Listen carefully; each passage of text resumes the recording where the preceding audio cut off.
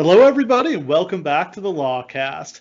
This time, we're going back to cover Starrcade 1990 Collision Course. Kyush, what were we on a collision course with here? We're on a collision course with the goddamn Battle Bowl. Ladies and gentlemen, the greatest wrestlers from across the world, That, international superstars. that's not this one. Oh wait, yeah, That's never mind. that's next week. Uh, hmm. We're on a collision course with Sting versus Vader. No, Wait, no, that's not this one either. what the fuck? What is this one? This is the legendary Black Scorpion. Oh no! Yes, ladies and gentlemen, we're on a collision course with one of the worst reveals in the history of professional wrestling. A fitting end to a miserable year of 1990 for WCW. We last left off, so if you'll venture back a year to a much more innocent time, we started doing the December Starrcade anthology, and we did Starrcade 88, which was the first December Starrcade, and then Starrcade 89, which was the Iron Man and Iron Team tournaments. So they did two round robin tournaments on the same show. Sting won the singles tournament. He beat Ric Flair in the last match. That earned him a shot at the world title, which Flair was not happy that Sting wanted the title shot. So Flair and the Horsemen turned on Sting. Imagine that. Dumbass Sting got turned on by his friends. Yeah, the first of dozens and dozens and dozens of times. So this is building towards Sting winning the title at the February pay-per-view. They have decided they want to get the belt on Sting before the WWF can get the belt on the Ultimate Warrior. There's a problem, though. At the Clash of the Champions, where they're going to shoot this angle with Sting in the cage, Sting is going to go after the Horseman. He's climbing into the cage. Dumbass Doug Dillinger, the head of WCW security, grabs Sting and pulls him off the cage, like roughly like he's a Mark fan trying to get in the cage, and Sting lands wrong on his knee and tears his ACL. I can't believe, I know why Doug Dillinger is exempt from any sort of blame when it comes to these sort of things, because he has more dirt than a mortician. But for God's sakes. Yeah, you just injured the company's top star, the guy who's supposed to win the world title in like 2 weeks. And maybe don't pull him off the cage. Maybe just like put your hands on him and let him drop. Yeah, maybe you don't have to be like Dr. Tough Guy security dude. Jesus Christ. So that torpedoes their plans. Sting is out for 6 months. So Ric Flair, who's booking, is still committed to losing the title to Sting. Jim Herd, who's in charge of the company, the executive vice president, wants Flair to drop the belt to Luger instead. This nearly leads to Flair quitting the company the first time, but they end up working it out. But the story is Flair shows up to a house show in Chicago, sees like they've got TV cameras there, and asks like, what's the deal? Like, why do we have cameras? And somebody tells him like, oh, you're dropping the belt to Luger tonight. And he's like hell I am. Yeah. Yeah, good one, guys.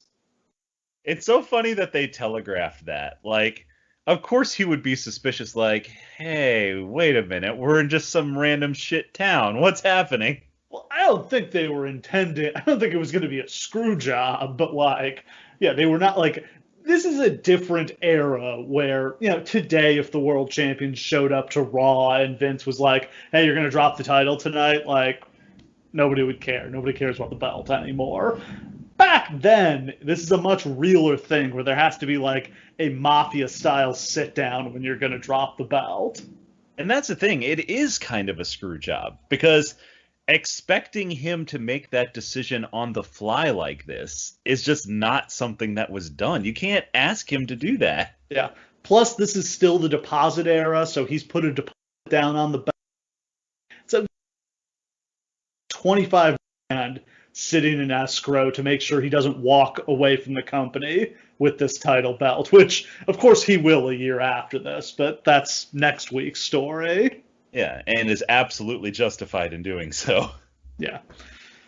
So Flair refuses to drop the belt to Luger. They have a couple pay-per-view matches that end inconclusively, including a disqualification and a steel cage match. Fun. Yeah. Sting is finally back and ready to go for the Great American Bash. We covered that this past summer. Sting beats Flair for the belt. Hooray, Sting is the champion. Problem, they have no challengers for him. Uh-oh. Yeah. Not a company with a whole lot of heels other than Ric Flair at this point. It's, even when they do get heels in, too, they seem to only be able to get them one at a time. Yeah. So, like, as soon as Sting's done with a guy, he's back to doing nothing. So it's like you can't get any traction. Because you have, if you're going to be a babyface territory, which the NWA has not been since the days of Lou Thez, then you got to create like a monster factory to keep pumping out dudes for Sting to face. Unfortunately, that's just not what this company was up until here. Well, this is where we hit, as we've termed it, the Japan problem. It seems like all the good heels are working Japan and making way too much money over there, if you think about it. Stan Hansen, Vader, Bam Bam Bigelow, Muta. WCW can get these guys for a shot, but like they're not coming over to work full time. They're making way too much money over in Japan. Yeah. This directly coincides with the greatest boom in business in Japanese wrestling history. Yeah. Like 1990 to like 1997 is like the absolute boom period, and it's not a coincidence that it coincides with the talent suck in American wrestling. So Sting works with Sid at Halloween Havoc. They do a silly finish where Sting and Sid fight backstage, and then Barry Windham, dressed up as Sting, up to the ring, and Sid pins him.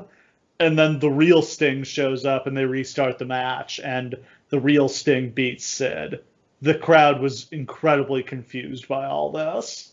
Why, yes. That's probably because it's incredibly confusing. Yes.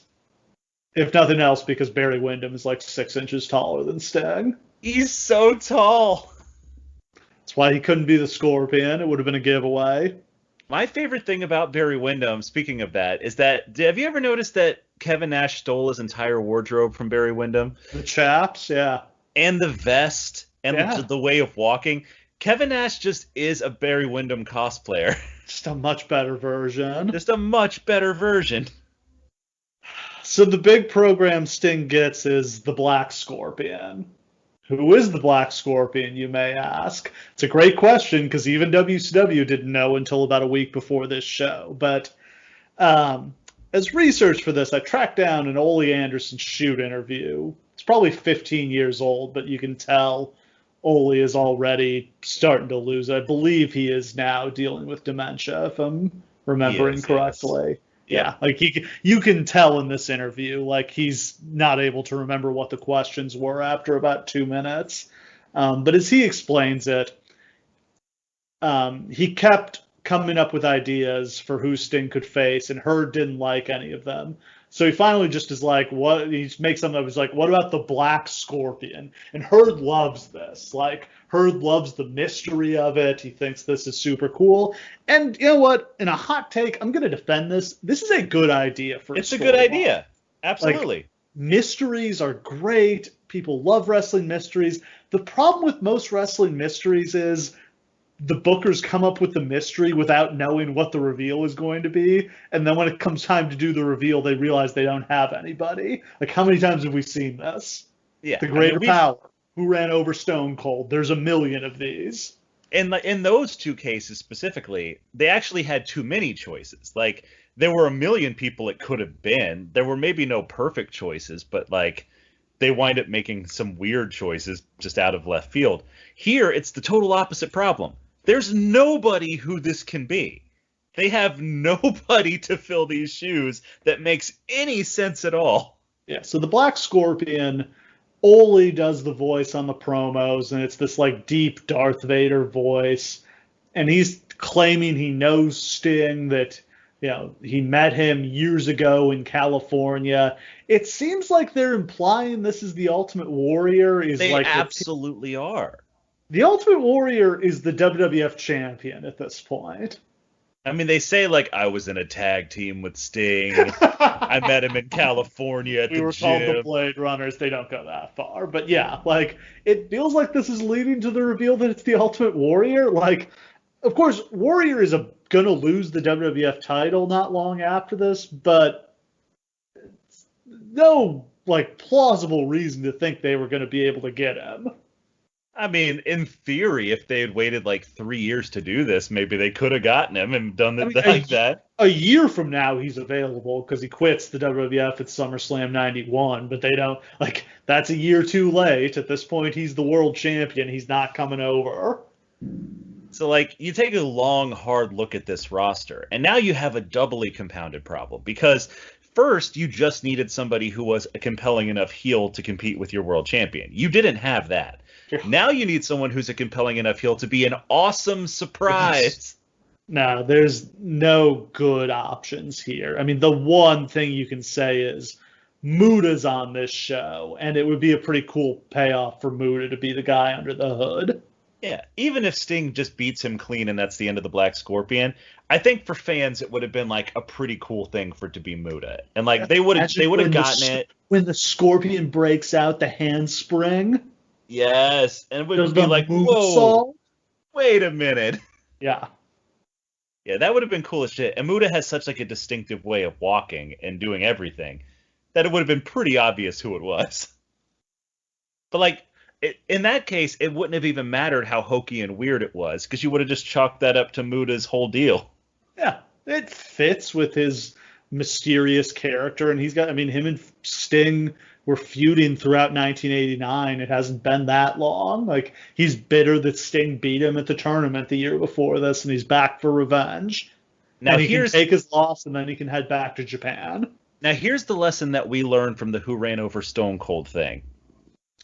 Don't give yourself arbitrary rules you have to follow during the course of setting this up, because fans do pay attention to that.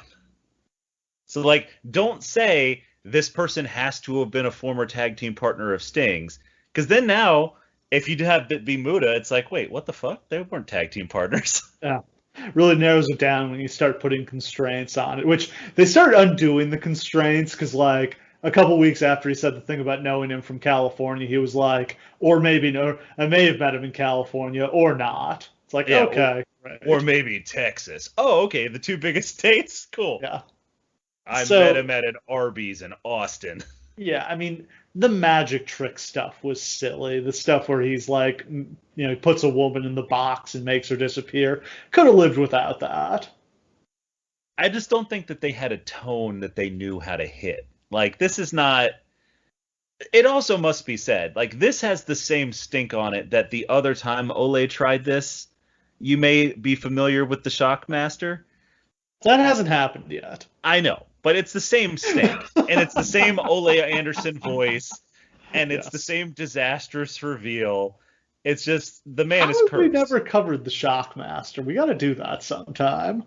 Doesn't that connect to the whole, like, Sting and British Bulldog versus Sid and Vader thing with, like, because it's right after that. It's the War Games is Sting and Davey Boy and Shockmaster, and I can't think of the fourth guy, against Sid and Harlem Heat, and Vader might be the fourth guy. I can't remember for sure, but yeah, it is right after that. Because those are two of the most infamously crappy things in wrestling history, and we've never talked about either one.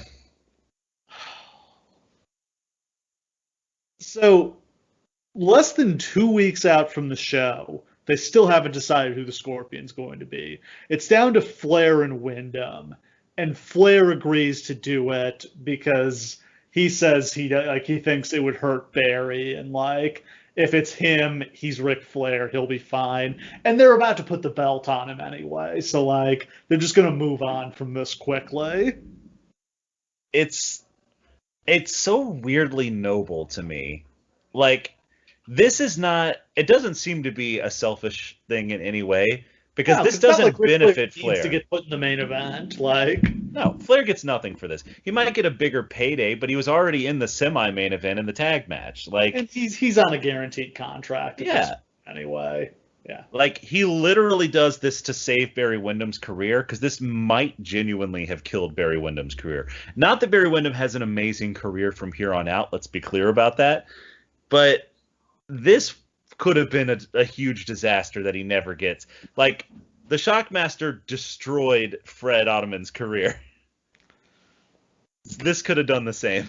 So Ole in that shoot interview blamed Dusty Rhodes for the resolution of the storyline. He says Dusty fucked everything up.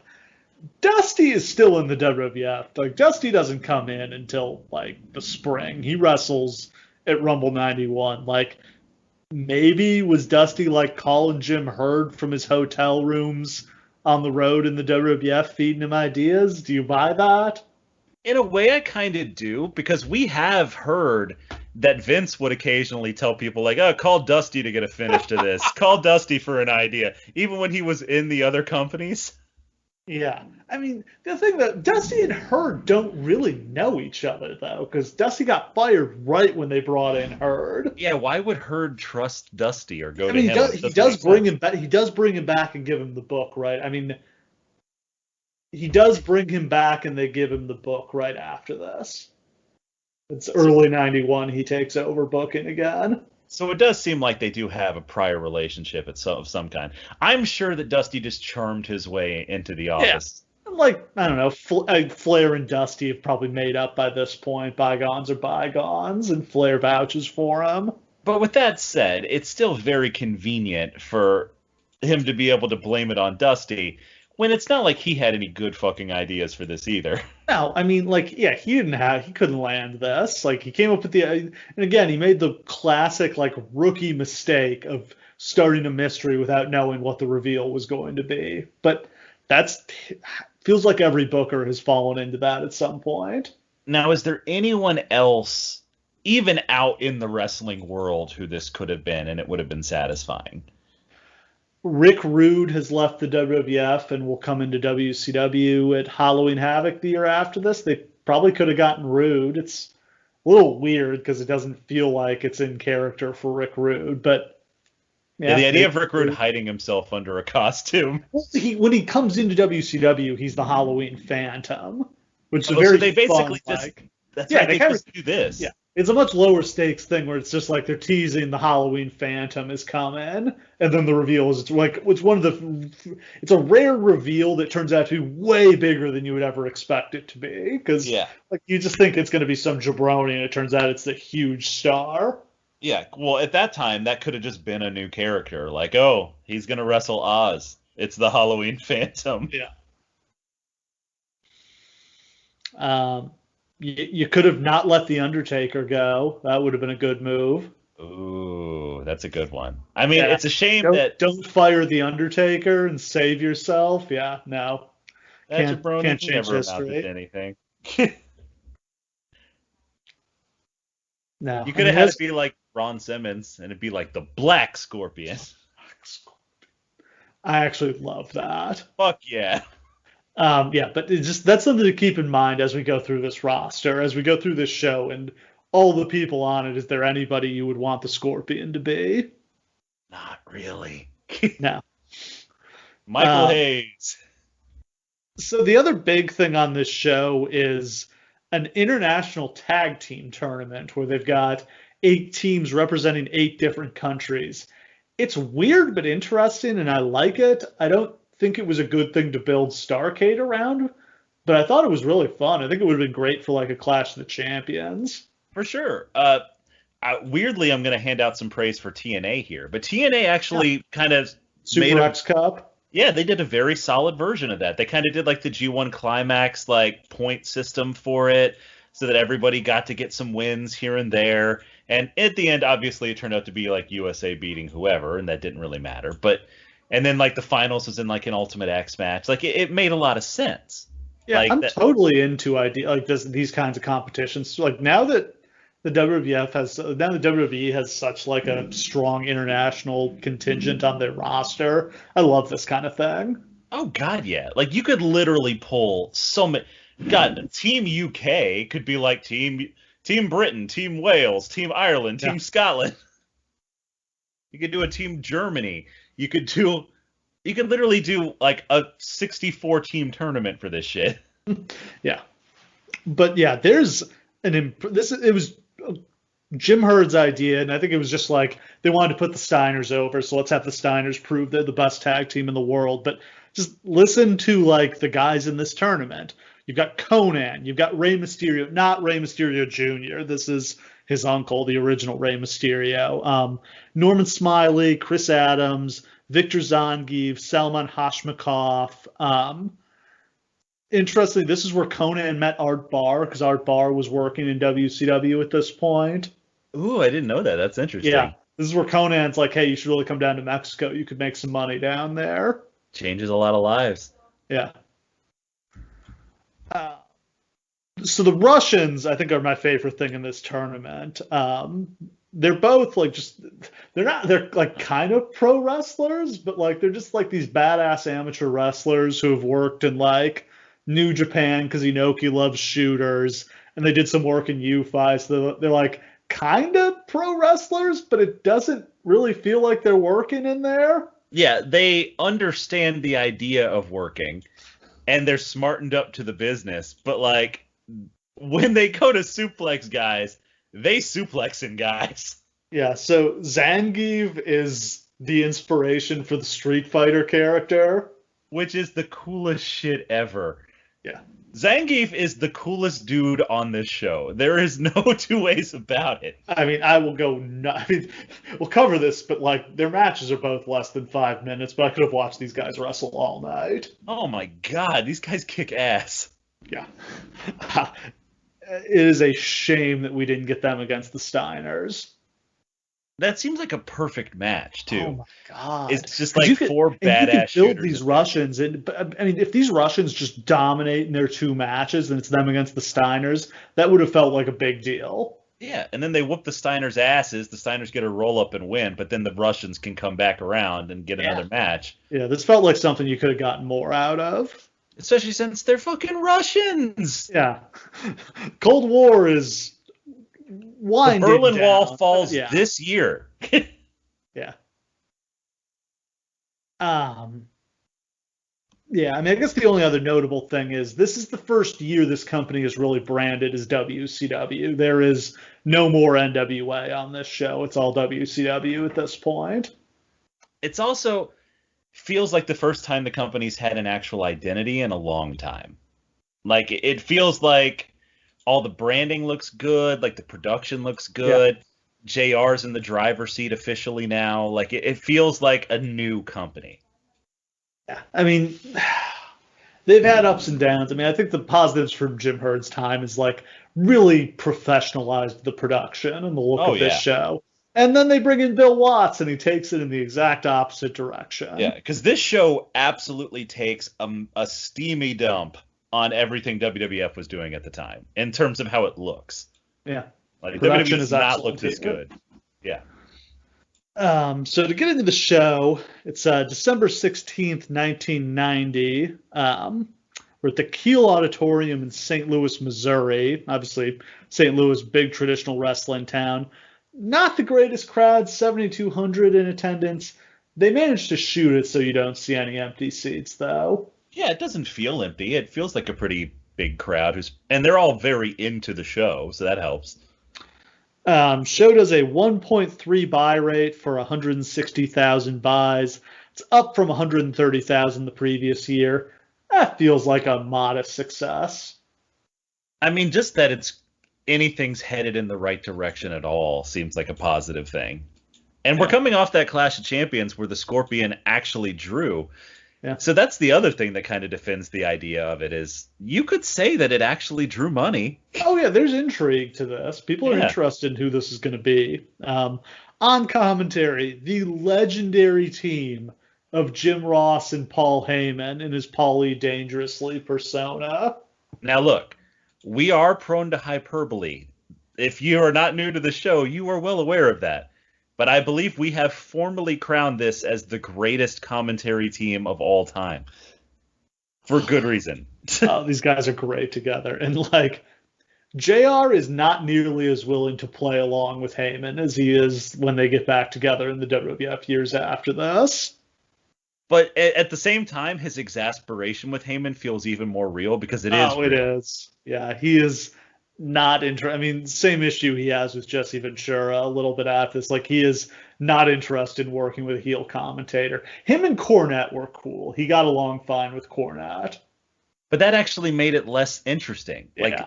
the chemistry here is that Jim Ross is just trying to do his fucking job, but he keeps having to throw to this New York asshole who won't shut up. Yeah, unfortunately, Heyman, I believe, will get fired shortly after this when they find out. I think he was like ripping the company off on travel reimbursements or something like that. He was indeed. And he will take that and sit around until he gets a call from Eastern Championship Wrestling. JR and Dangerously welcome us to the show. And then they throw to Gary Michael Capetta in the ring. Capetta introduces Sam Muchnick, the legendary wrestling promoter. Unfortunately, the microphone doesn't work, and we can't really hear him.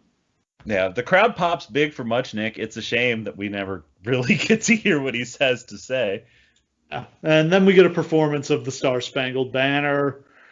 And then it's time for our opening match, as we've got Bobby Eaton against the Z-Man. Now, okay, so coming into this, a couple things. The Z-Man is on a 34-match winning streak. Yeah, I love these graphics they put up during the entrance. Yes, which JR... I don't know if JR doesn't know if the graphics are going to go up or not, because he's literally reading the words off the screen verbatim. They called these the Starrcade stats or something like that. Yeah, and he's like, here's It's the like, Starrcade stat, and he just it was like reads their what's on height, the their screen. weight, their accomplishments. Maybe had their finishing move on there, and then just like some other factoids about them. So yeah, it says that like Z-Man is on a 34-match win streak, Which is, I guess, pretty impressive. And here he's on a big Starrcade. Here's the thing, too. Z-Man looks incredible. Yeah. It's still a mystery to me, unless he was just the most contemptible prick on the planet, why he does not get pushed during this era. Yeah, I think the answer is he was. Yeah, he must have been. Because, like, he looks great. And this match rules.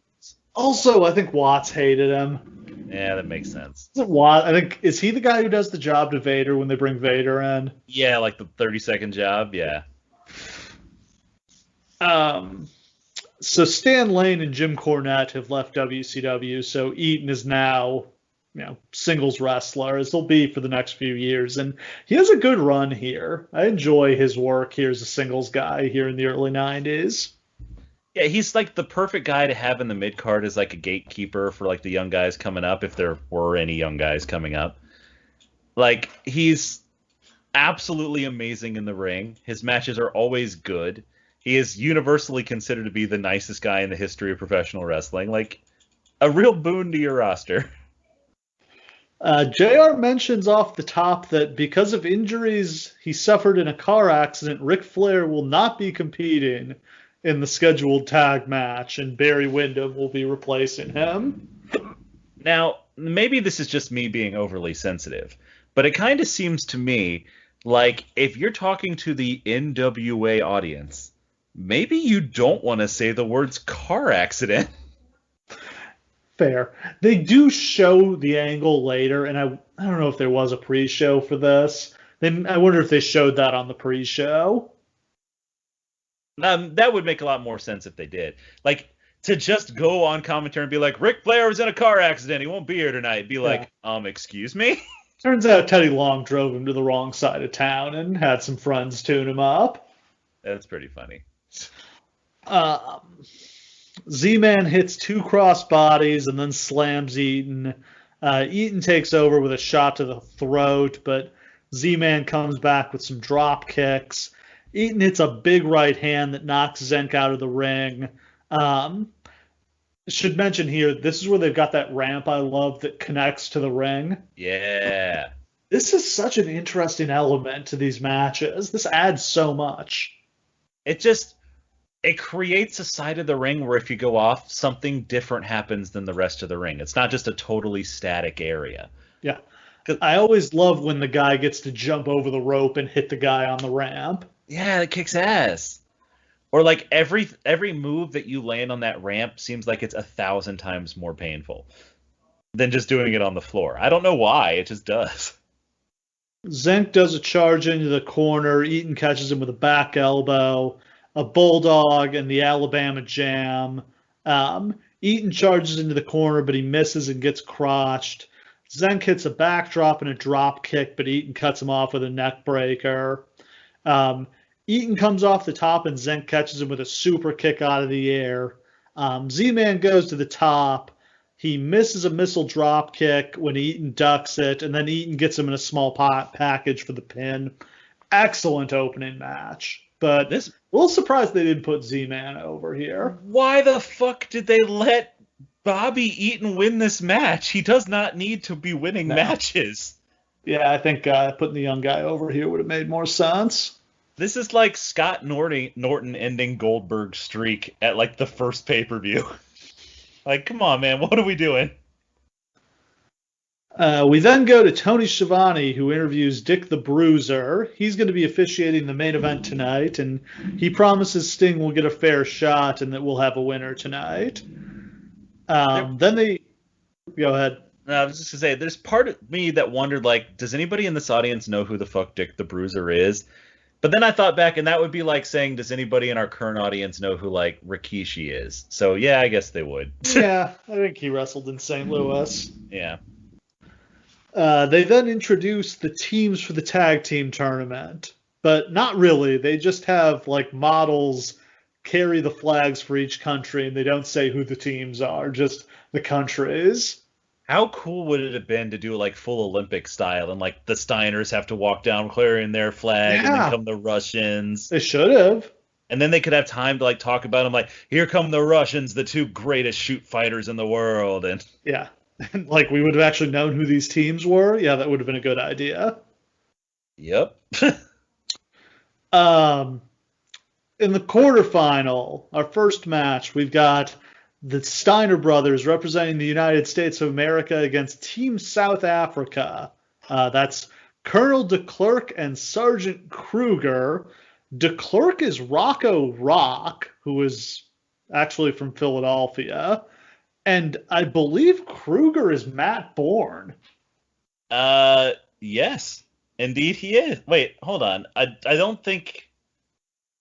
This is not Matt Bourne. This is... It's no, yeah, you're right. I'm sorry, it is. It is Matt Bourne. Yeah.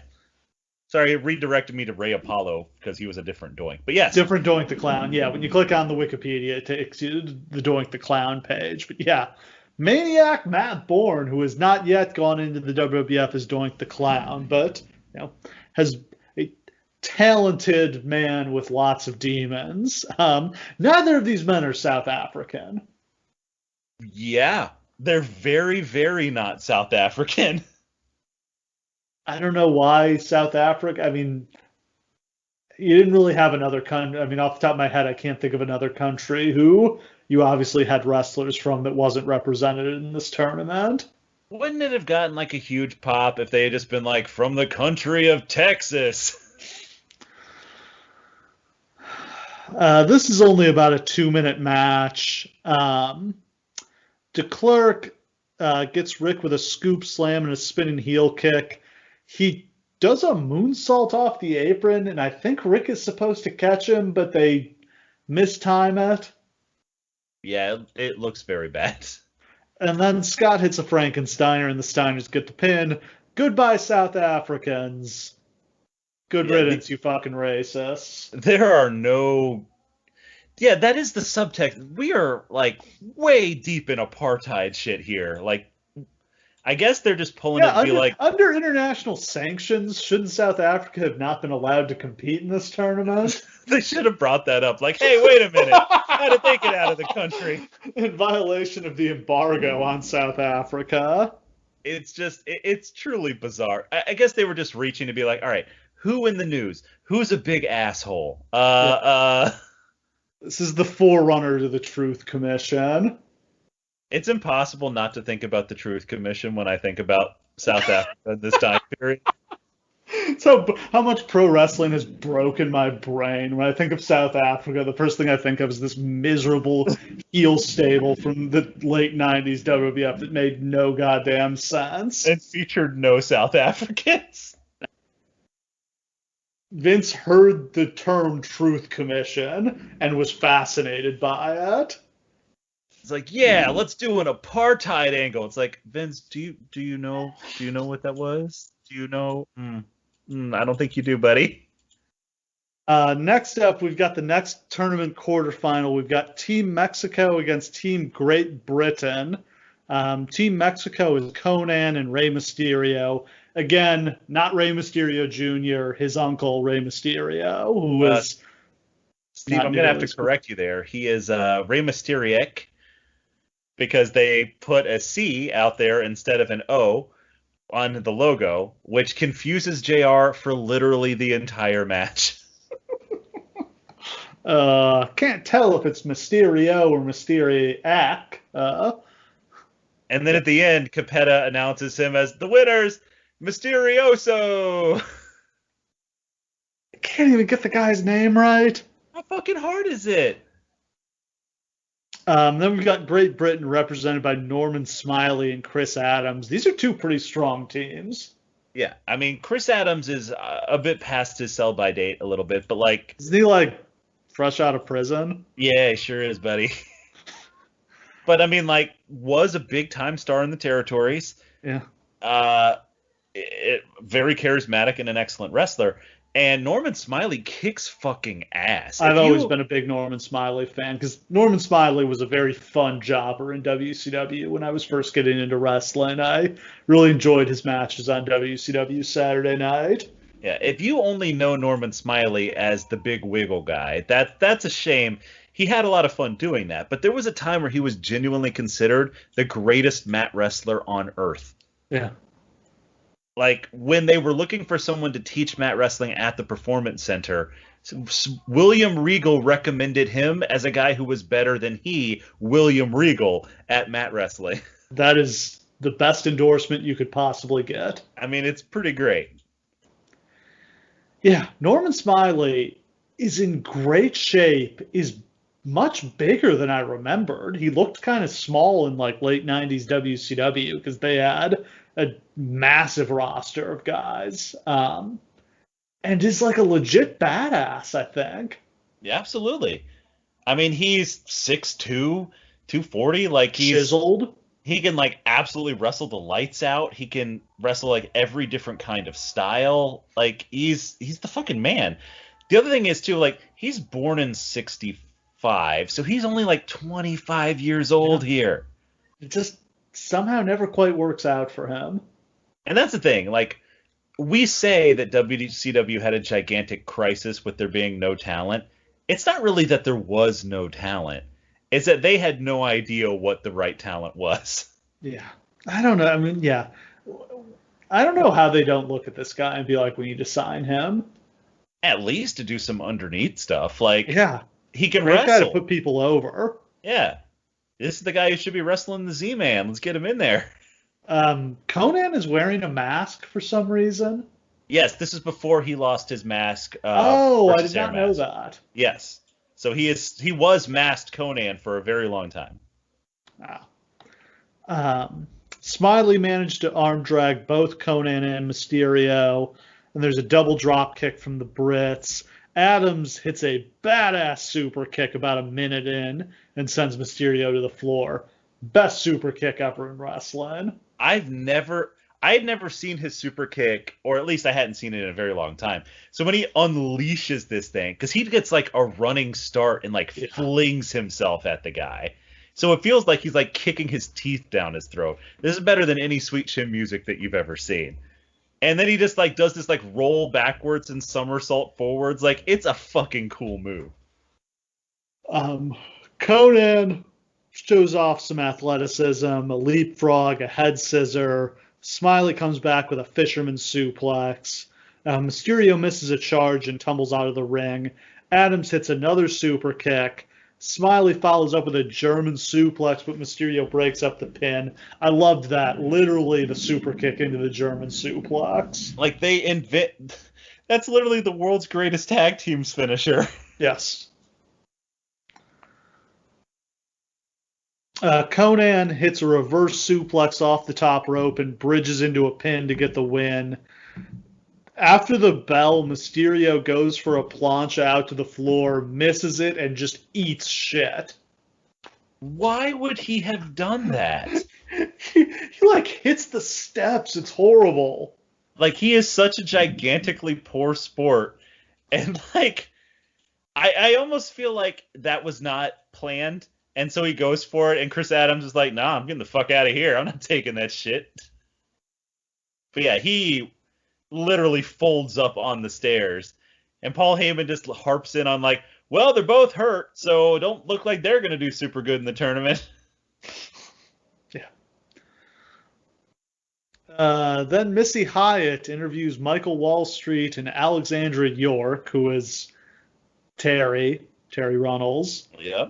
The gimmick here is that Alexandra York has a computer that like analyzes wrestlers' weakness and simulates the match. And the computer says that Wall Street will beat Taylor in 8 minutes and 30 seconds or less tonight. This is the greatest gimmick in wrestling history. I outrageously, completely wrongly love this gimmick so goddamn much. Because this is a time where people did not understand computers. Like, this does not seem like an outlandish thing for a computer to be able to do. Yeah, they just used their supercomputer. Yeah. She was a Wall Street person, and she knew everything about computers. So she would literally just like show him the laptop during matches, and he'd be like, "Oh, I should do an abdominal stretch. I see," and then he'd do it and win. I also love the idea of like the heel move of like when you get to 8 minutes and 30 seconds, you just bash the guy in the head with the computer. And then there you go, the computer's right. Yeah. Confirmation bias.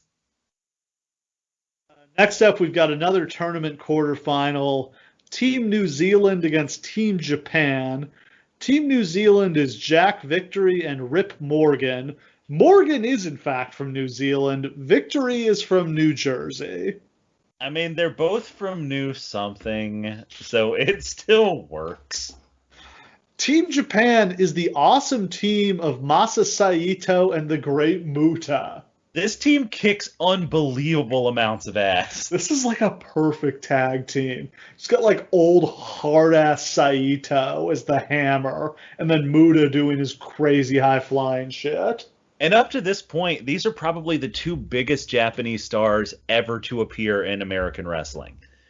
Like, Saito was a huge star in the AWA. Muta was a huge star for the NWA. He still is, at this point, a huge star for them. Like, they are so, aside from the Steiners, unbelievably overqualified for this tournament. Yeah, this feels like a huge waste of Muta. Muta was a star the year before this, and then they totally jobbed him out in that tournament, and he went back to Japan. Yeah, they probably didn't think that they were going to get him again anytime soon. They happened to get him here, which is great. And the thing is that Starrcade happens right before the January 4th show. Yeah. Which wasn't as big a deal at this time, but it's still a pretty big deal. We should really note. No, I guess that's the year after this. I'm thinking of that's the New Japan WCW New Japan Super Show. Yeah, the first one's in '91. So okay, that's next year. So you're basically guaranteed that if you continue pushing Muta after December, you're not going to have him in January. So you might as well job him out here. But still, he gets, I would say, the second biggest reaction on the show. The first WCW New Japan Super Show is in '91, but it's in March. Yeah. Yeah. So it's several months after this. Yeah. So they haven't quite established January 4th yet. That's in the next couple years. But yeah, like it's just such a waste of Muta to be doing. I mean, this is fine. It's entertaining, but like the more we talk about it, the more he definitely should have been the Black Scorpion. Or just Muta versus Sting as the main event feels like something you could have built too. Last Starrcade, literally Muta has a great reason to hate Sting. Yeah. It was his greatest humiliation, and His now it's first ever loss. the revenge of the rising sun. I'm gonna beat him, and I'm gonna take that title that belongs to me. Yeah, I'm and gonna take it back to Japan. Give him like Heyman or somebody to talk for him. Absolutely. Yeah, give him Ole Anderson's disembodied voice.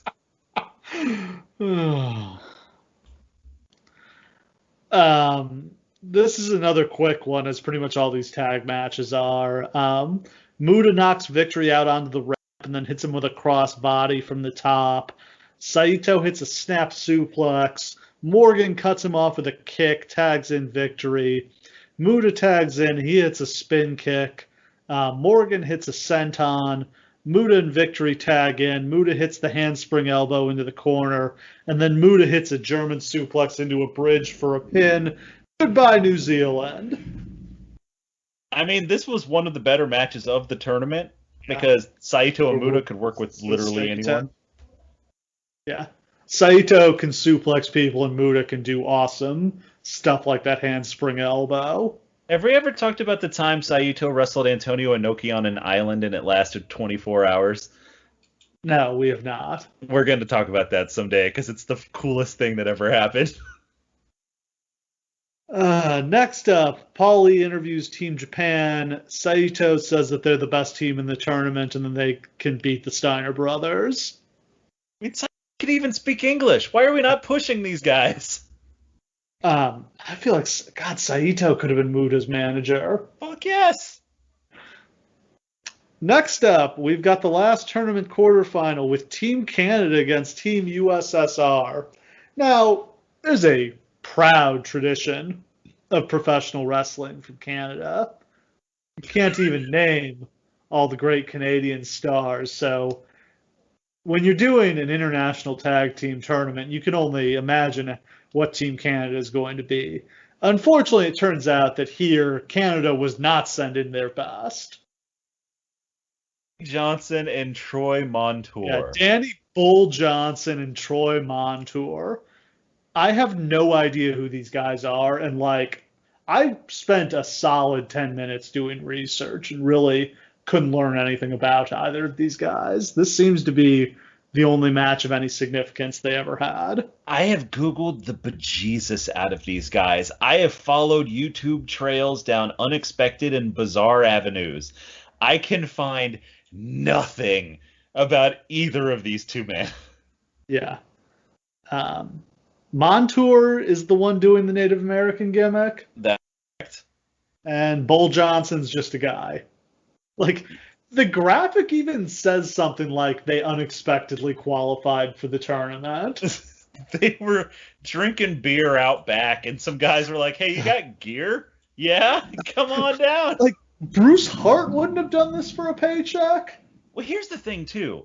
We've already established that one of the groups is not from the country they say they're from. And yet here, they slavishly devote themselves to finding the only two Canadians in the entire South that they had access to. Because the WWF employs all the good Canadians. But then just lie! Yeah. Lie! Put Conan and Mysterio in, under masks. Different masks, Canadian flag masks. The Russian team is Viktor Zangief and Selman Hashmikov. Both very decorated amateur wrestlers. And the guy that ever made it to the Olympics, but they both wrestled and did well in the World Championships. Yes, there was a period in the early 80s, late 70s where Hashmikov was considered to be perhaps the greatest amateur wrestler on earth. Zangief, as you said, is such a badass. He was the inspiration for the Russian street fighting character. Yeah.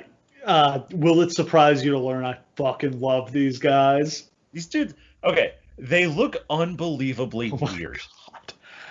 Hashmikov looks like Borat. Just straight up like a caricature of what a tall, Eastern European person would look like. But in such a way, there is no question that these two would have wrecked the shit out of everyone else on the roster at the same time. These men are unreal badasses. Yeah. Zangief has some fringe on his boots, which is the funniest shit in the world. It's like, oh, I'm gonna do a wrestling match. All right, give me some of those tassels you guys have. Yeah, these guys are both just like entirely lacking in style. I love Zangief's mustache, and he's super hairy. Oh, so hairy. Yeah, like no charisma from either of these guys, but like the lack of charisma is the character. They're just these hard ass Russian like shooters. I just love it so much. Like these are such badasses. Zangief immediately applies a bow and arrow lock. Montour eventually breaks it up. Zangief does a really cool escape from a head scissor where he like almost kind of does a spinneroonie. Yep. Um, Zangief invented the spinneroonie. You heard it here. Huge belly to belly suplex from Zangief. Just drops the guy right on his head. Here's the best part, is that these two were trained by Antonio Inoki, which is to say that they were not trained. Yeah. These two do not know. They're smartened up to wrestling. Kinda. They get it. But if you get belly to belly suplexed by Zangief, God. your ass is just going. Yeah, these are like they're just throwing you, and however you land is however you land. It's almost to the point where, like, I bet you that's why they got these two random assholes in here to be like, look, if they cripple one of these guys, whatever, right? Nobody else is willing to get into the ring with them at all. Johnson manages to hit a chop. Montour and Hashmikov tag in. Hashmikov hits a big belly to belly suplex. Looks like Montour's shoulder comes up on the pin, but the ref counts it anyway. I would love it so much if Montour tried to go into business for himself there. Because the idea of the beating that he would prompt for himself. Yeah, these are like the two people on Earth you least want to mess around with. Let's be clear. The way they're booked here is very deliberate. They go over guys who are not WCW guys, and then they lose to guys who are Inoki's guys. Yeah. Because you'll know they'll do the job. And the reason that is that if these two guys who are total wild cards decided to go into business for themselves, they could stretch anyone on the planet, including the Steiner brothers. Yeah, like Steiner brothers were really good amateur wrestlers, college All-Americans. I don't think they could touch these Russians. No. So there's a very specific reason why they do it this way. Yeah, so the semifinals are going to be USA versus Mexico and Japan versus the USSR. It's a fun clash of styles between the Japanese and the Russians. Hell yeah. Shivani is backstage with Sting. He says he doesn't know who the Black Scorpion is, but it doesn't matter. He's going to beat him tonight. Sting does some interesting, 7 years later foreshadowing where he's like, people are saying that the Stinger went away for a while, and you know what? Maybe I did, but I'm back. Like, just planting the seeds that maybe that's something in his psyche. Next up, we've got Michael Wall Street against Terry Taylor. Not long after this, Wall Street is going to leave for the WWF to go be IRS, and Taylor is going to take his place in the York Foundation. I'm so glad that we continued to let Terry Taylor have a job again. We have reviewed so many Terry Taylor matches. I feel like we've done a lot of Mike Rotunda, too. And, at least with Rotunda, I get why they thought he was good. He wasn't. I want to make that very clear. He sucked. But I get why they were like, all right, he's got the body. I thought he worked well in the NWA for that style with the Varsity Club character. Yeah, he's an athlete. He's kind of naturally unlikable. That's fine. Yeah. Once we get into the more colorful characters, he just doesn't have it. Lacks the charisma for that. He lacks the charisma of a rock rolling down the stairs. It's not good. But Terry Taylor's worse.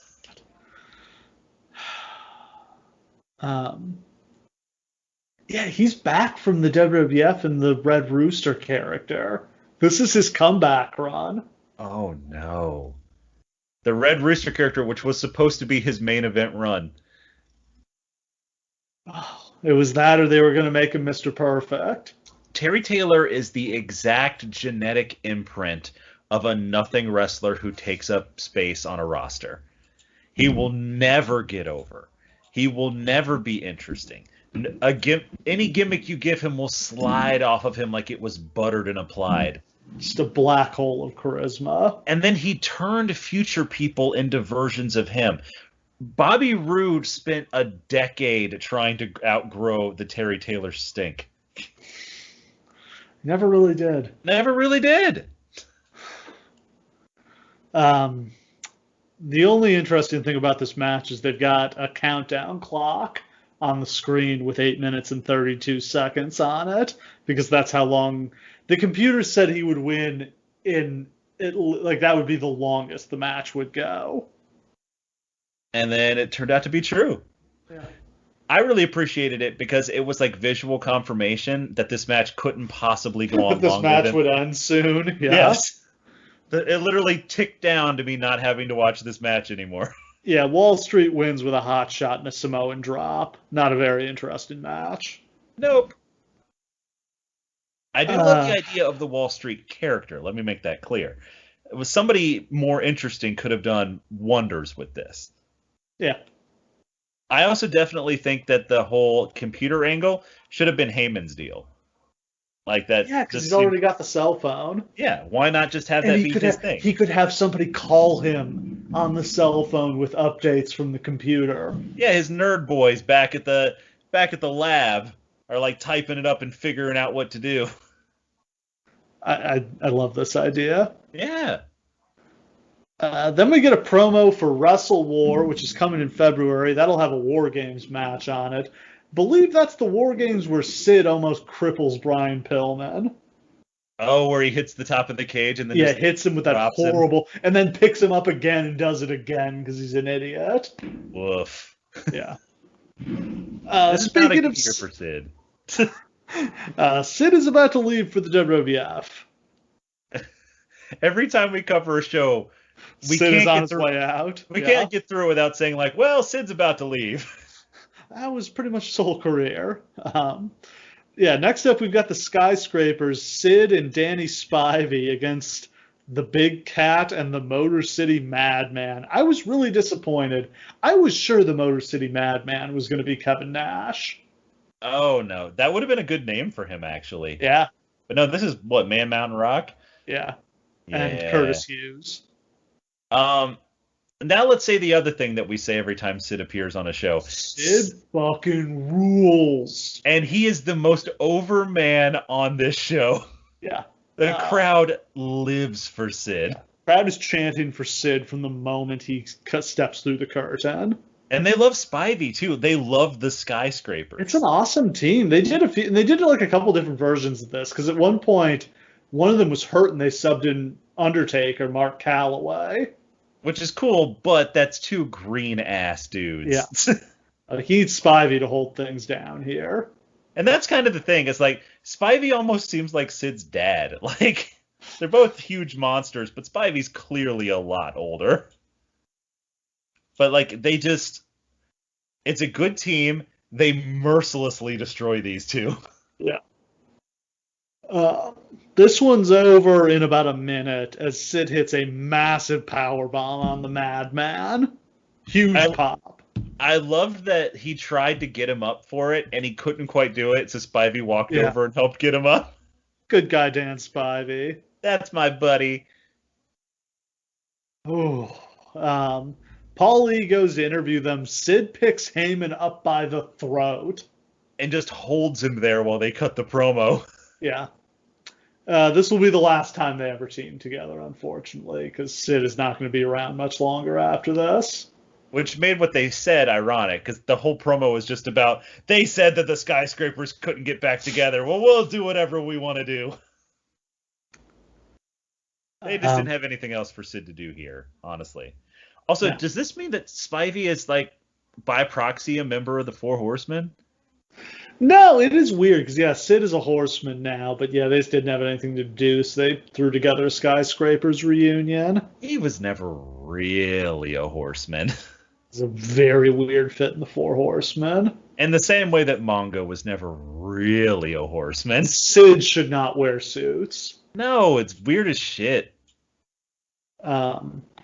Then we've got Ricky Morton and Tommy Rich against the Freebirds. Robert Gibson is injured, so Tommy Rich is filling in for him, and Gibson is in the corner. I love the idea that Tommy Rich is just always here.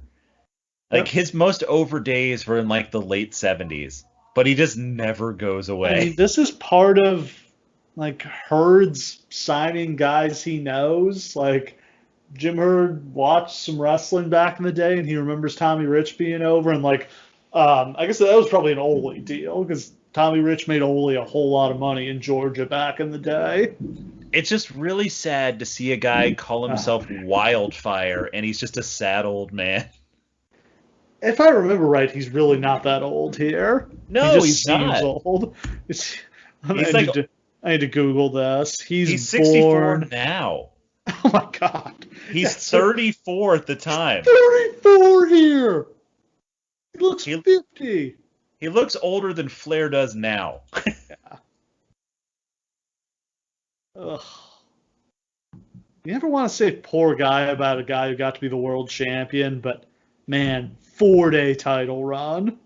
Yeah, it didn't really go super well for him. And that's the thing too.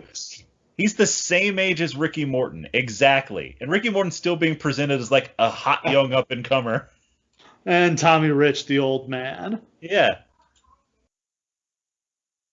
So the Freebirds are, of course, walking Confederate flags. Yup. They've got the black guy named Little Richard Marley managing them.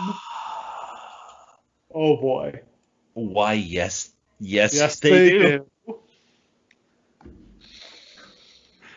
Hard to get more Southern wrestling than this. Hey, let me add to that. Do you know where they got Little Richard Marley? No, I do not. He was a homeless guy who used to beg outside the arena at Jim Crockett Promotions. Like, actually? Yes. Wow. He literally just begged until he got a job, and then they got him a job. And as the black guy's servant to two racist rednecks. Yeah. He used to be a jobber in Four Horsemen matches when they wanted a night off, and they just beat the shit out of him. Yeah.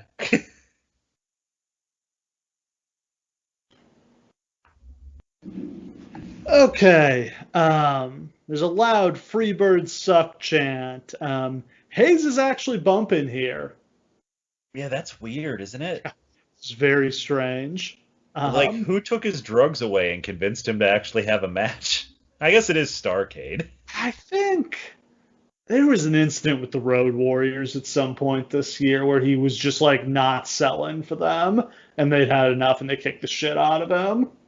I mean, like, look, the Michael Ace thinks he's Rockstar Jesus at this point. Like, he's not in a good place mentally. But to be in a place where you don't sell for the Road Warriors, you got to be in a weird place.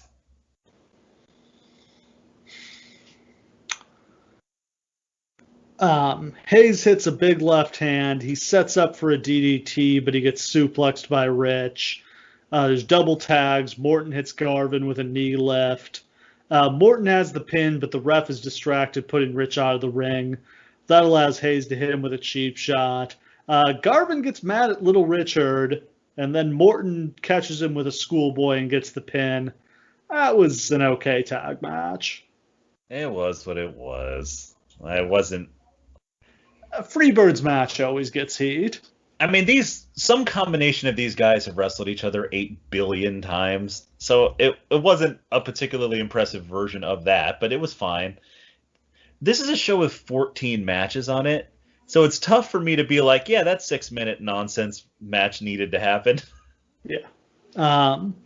Freebirds hit a double DDT on Little Richard. Morton and Rich make the save. The Freebirds bail, and they hit Gibson with a double clothesline out on the ramp. Cool. Shivani then interviews Stan Hansen, who will be defending the U.S. title against Lex Luger tonight in a Texas Lariat match. I was so excited when I saw that match was on here. It never occurred to me that, like, that could be kind of a cool, like, subtle dream match. But like, I love the idea of like pretty boy Lex Luger getting his ass destroyed by Stan Hansen. Yeah. Stan Hansen in the no fucks to give stage of his career, giant beer gut. A giant Oh, wad of tobacco hanging out of his mouth, just disgusting. spitting it into the crowd on your children in the front row. Does not care. This is also the period of his career where like he's starting to decline pretty heavily as a worker, but he knows that it doesn't matter because he's making more money than he's ever made in his whole career. So like he's started to sell more than he's ever done in his entire career up to this point because he just doesn't care anymore. So like you never see him bump ever before like 1988, and now he's taking bumps on everything. Oh, and then we've got a tournament semifinal with Team USA against Team Mexico. Um, Conan trips Rick early in the match and gets him in a variation of an Indian deathlock. Then the Steiners hit the Steiner Bulldog on Conan, but I guess that's not their finisher yet because he just tags out of the match. Yep. Mysterio goes for Hurricane Rana. Rick counters with a power bomb, and that's enough for the pin in 3 minutes. Short match. I'm not sure if it was cut short because Mysterio seemed to be banged up or just because there wasn't a lot of time on this show. I just love the idea if they were told that they only had 3 minutes, that Conan still found time to work in a rest hold. Yeah. Legend. Shivani interviews Barry Windham and Arn Anderson. They'll be taking on Doom for the tag titles. Then they show the clip of Teddy Long driving Flair somewhere in St. Louis to get beaten up by some thugs. So years before The Undertaker did this angle with Teddy Long, the roles were reversed. I just I love the idea that somebody probably, and maybe it was Triple H, because of course it would have been, was like in that office being like, hey, I know what we should do to Teddy. Do what he did to Flair. The only person who would remember that. And they're like, wow, that's a great idea. And he's just like, hee, no one knows. And then we've got Team USSR versus Team Japan. Zangief starts with a nice back suplex on Muda. Hashmikov locks in a Boston Crab, but Muda gets him with a kick to the back of the head. Zangief tags in. Saito gets him in the Scorpion hold. Dual tags, we get Muda and Hashmikov in. Huge belly-to-belly suplex from Hashmikov. Just sends Muda flying. And then he hits like a power slam, like kind of an F5. Yeah, it kind of was an F5. Like a shoot F5, if that makes any sense. I could have watched a long, long version of this match. Like, this kicked ass. Like, it probably would have ceased to be good at a certain point because, like, the Russians don't understand how match flow works. Like, that's not How many times can you watch them throw the guys? I don't know. How many times do we watch Lesnar do this exact same shit? Yeah. Saito hits a huge clothesline, then a Saito suplex, and that gets the pin. I'm impressed that the Russians were willing to do an actual clean job rather than having to be like a DQ or whatever. But sometimes I think, like, once you reach a certain level of badass, who cares if you fake lose a match, you know? What do you care? I mean, it's like how Brock Lesnar's never had a problem putting people over. It's like, whatever. Everyone knows I'm the baddest motherfucker in this room. It does not matter if I lose this fake match. Then Shivani interviews Doom and Teddy Long. Teddy says that Flair found out that homie don't play that. Yep. Reed and Simmons both talk about being from the streets and say that they'll win the street fight tonight. Yeah. Yeah, they do. Then we've got our Texas Lariat match for the U.S. title. Stan Hansen against Lex Luger. Luger's out first. The graphic labels him a slight underdog, as he's never been in a Texas Lariat match before. There's something about Lex Luger where, like, he's still been in plenty of brutal matches. He's plenty credible. But he just has this pretty boy aura about him that he never really shakes for his entire career. Like he's just above it. So the idea of any time you put him in some sort of barbaric environment, it makes me so happy because it's just like, ooh, pretty boy's about to get his shit rocked. And here, I do not appreciate that they tried to sneak a goddamn Texas bull rope match in here, lying about what it was called. Yeah. So I should reveal that a Texas lariat match is actually a Texas bull rope match, and they're linked together with a rope, and you win by touching all four corners in succession. See, I thought that was like maybe like the first person to do a lariat wins the match or some shit like that. Nope. They mean literal lariat, which is like a fucking kind of noose or whatever on a bull rope. Like, no, fuck you.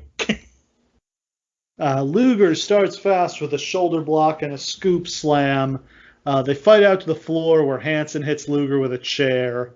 Luger breaks out a headbutt to turn the tide. JR points out he's never seen Luger do a headbutt before. Luger hits a clothesline. He starts touching the corners. He gets two before Hansen's able to stop his momentum with a back suplex. JR says Luger graduated with honors from college. He says Stanson dropped out of West Texas State. That makes him sound like so much more of a badass than like The Undertaker graduated West Texas State with a degree in sports management. I need to know what every single wrestler's major in college was. Just make up a bunch of fake ones and feed them to JR. Like, oh, Norman Smiley graduated from the University of Tijuana. Oh, yeah, Ric Flair studied sociology at Minnesota. That's why he's so good at getting into people's heads there, JR. Hansen hangs Luger with the rope. It was back in the day when you could still do a hanging angle. Yeah. Yep. Hansen gets 3 turnbuckles before Luger cuts him off with a clothesline. Oh, boy. They go out to the floor. Luger runs Hansen into the ring post. Luger gets 3 turnbuckles. Crowd comes to life. Luger gets the 4th turnbuckle, but he knocks the referee down in the process. Hansen takes off his boot, nails Luger with it. A second referee, this is Nick Patrick, shows up as Hansen begins touching turnbuckles. Hansen gets the first 3, and he touches the 4th to get the win. But then the original referee, Randy Pee Wee Anderson, wakes up and he says he saw Luger touch the turnbuckle. Luger is the winner. This is a mess, but no more or less really than any other Texas bull rope bullshit finish ever is. What other finish is there to a bull rope match? Yeah, like what else are you supposed to do? Should have called Dusty for the finish. It's either this or you bury them by just like beating the shit out of them until they can't move, and then you touch all the turnbuckles. Yeah. That's it. Those are the only 2 finishes.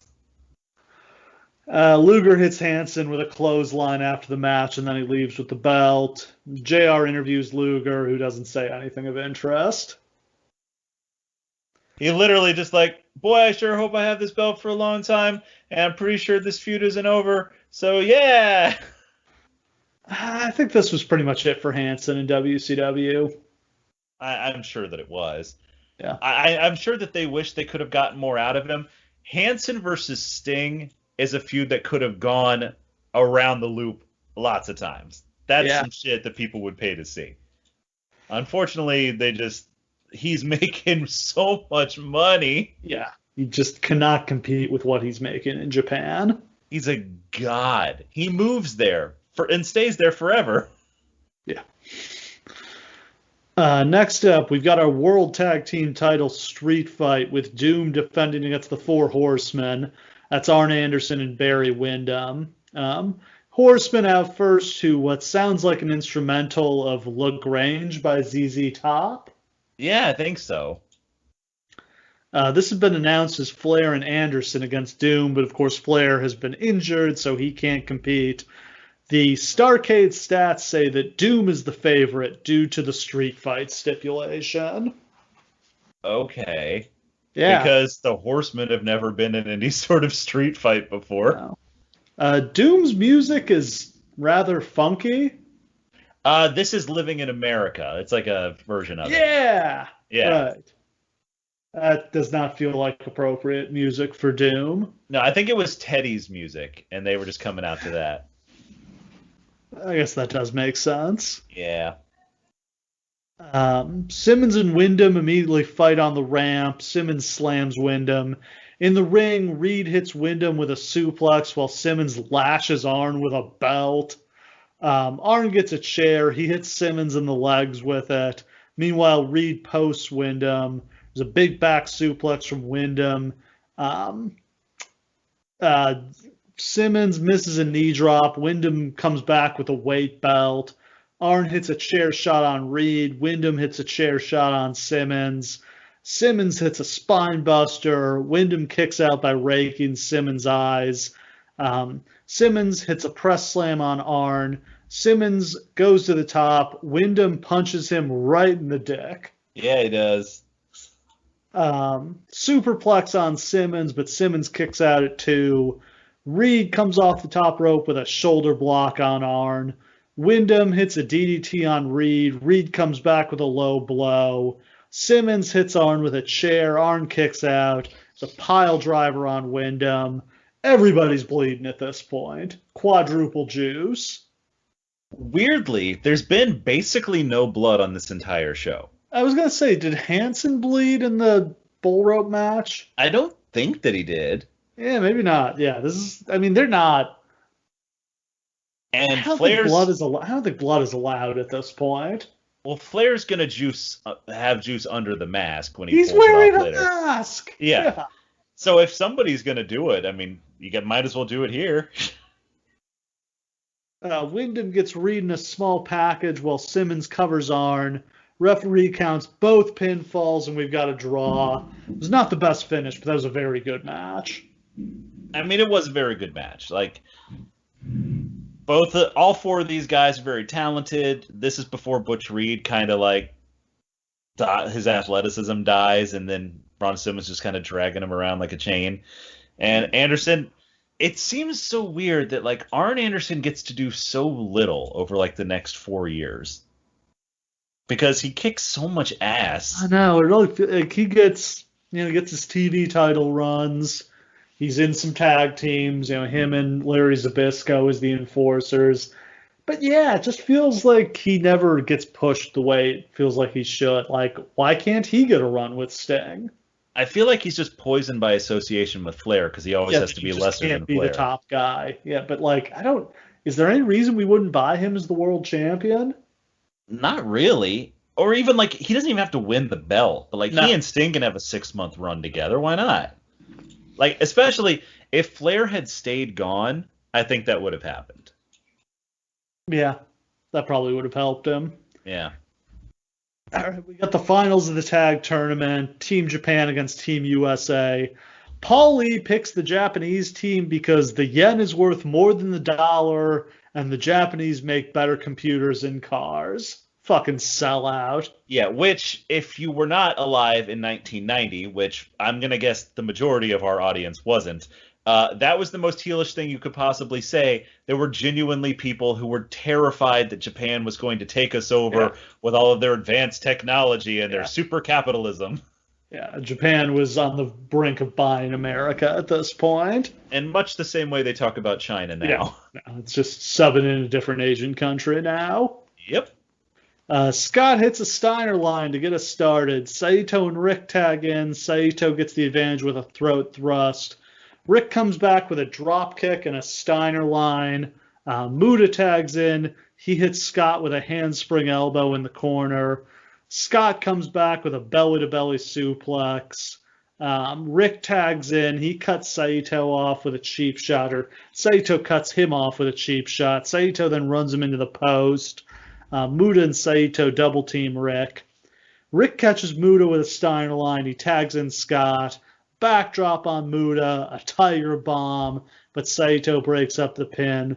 Muta gets Scott in a chokehold while the referee is distracted. Saito tags in. He hits the Saito spike, or Saito suplex, and then Muta and Saito combine for a spike pile driver, but inexplicably don't cover. This match rules. Yeah, this was a lot of fun. Saito locks in a sleeper hold on Rick. Rick is able to blind tag Scott, and Scott does a diving sunset flip off the top rope for the pin. The Steiners win the tournament. Jim Herd presents a gigantic trophy to them, and both Rick and Scott reference the Gulf War, like cheering the soldiers on. They do it in possibly the most awkward way possible. Sometimes you look at Rick and Scott Steiner and you're like, how the fuck did they not push these men to the universe and beyond? They're so otherworldly talented and look amazing. And then they talk and you're like, oh. Yeah, that would be why. There's a reason their gimmick for a long time was that they were gigantic idiots, because they kind of come off like gigantic idiots. All right, it's time for the main event, and this is where I realized in horror that there were still 30 minutes left. Yeah, buddy. We got the big main event to go. The match the world has come to see for the WCW World Heavyweight Championship. Sting versus the Black Scorpion in a steel cage match. If Sting wins, the Black Scorpion must unmask. Yeah, this is what the world has come to see. Dick the Bruiser, our special referee, is out first. A bunch of Black Scorpions come out, like 3 or 4 Black Scorpions come out. A big Black Scorpion and a small Black Scorpion. Yeah. And a fat Black Scorpion and a skinny Black Scorpion. And then we hear Ole's voice over the speakers, revealing that this next one is the real Black Scorpion.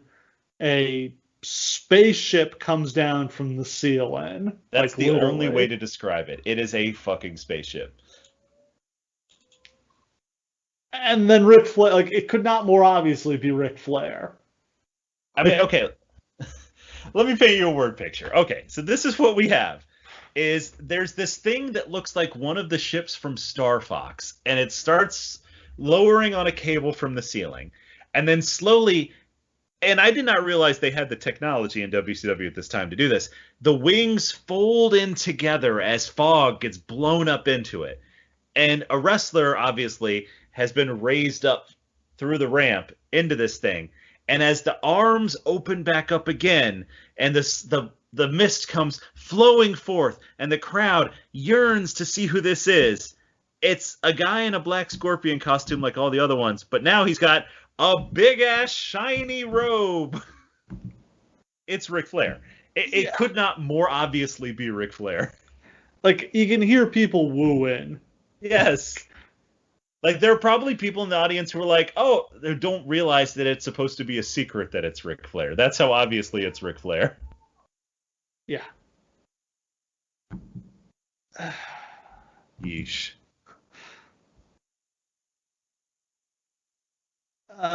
Sting comes out. They're both in the ring. Scorpion does like a Ric Flair-esque like warm-up routine. And oh my god, I just burst out laughing at how ridiculous this looked. And then he clearly realizes, I don't know if somebody like yells at him like, hey, Rick, fucking knock it off. But like he clearly is like, oh shit, wait, yeah, my bad. Yeah. He does proceed to do a good job wrestling this match, not as Ric Flair. He goes to absurd lengths. Like, he actually takes bumps flat-backed, which must have been unbelievably painful for him. Because like that's why he doesn't do that, is because his back was broken in that plane accident. Yeah, so he always takes his bumps on his side. But like obviously you'd know immediately it was him if he was doing that, because only Ric Flair does that. But again, Rick, baby, we already know it's you. Please stop hurting yourself. Sting gets Scorpion in a headlock. Scorpion counters with a back suplex and then a gut wrench suplex. Sting comes back with a press slam, a series of clotheslines. He goes for the Stinger splash, but he misses and hits the cage. Scorpion runs Sting into the cage. Sting comes back with a power slam. Sting hits the Stinger splash. He locks on the Scorpion deathlock, but Scorpion manages to break out. Sting rips the guy's mask off, but it turns out he's got another mask on underneath. Love it. That's always the best. Scorpion goes to the top. He ends up getting crotched. Sting goes to the top. Scorpion cuts him off. Scorpion slams Sting into the cage. Sting press slams Scorpion into the cage. At this point, JR says he doesn't know how much time is left in the show, but he would really like to. He starts like seriously belaboring that point to the point where I think it's a shoot. Like he's like, oh, it's 100%. He's like telling the guys backstage, like, you need to wrap this up. Like, guys, yeah, we're running heavy here. It's kind of important that we blow this off. Sting hits a diving clothesline. He gets the 1, 2, 3. Sting wins to retain. The Scorpion will have to unmask. The other Scorpions jump in the ring and attack Sting. At this point, JR says there are 2 minutes left. And here's the thing. Okay, so we've established that this is all very stupid and bad. But what they want to get out of this end part is, do you remember when we talked about Dusty Rhodes in the cage angle with the Four Horsemen, where the Four Horsemen like form and Ric Flair turns heel? That's what they want to get out of this, is this moment where like the beloved babyface is being beaten down and betrayed by Ric Flair yet again. That dastardly Ric Flair. And all the babyfaces try to get into the ring and stop him, but the Horsemen are just knocking them on their ass and they can't get in. That's the idea, okay? They have 2 minutes to communicate this idea. Not enough time. Not enough time. Anderson and Wyndham show up. They hold Sting down so Scorpion can hit him with some very weak chair shots to the back. Like Ric love Flair taps. Clearly cannot see. I think that's the problem.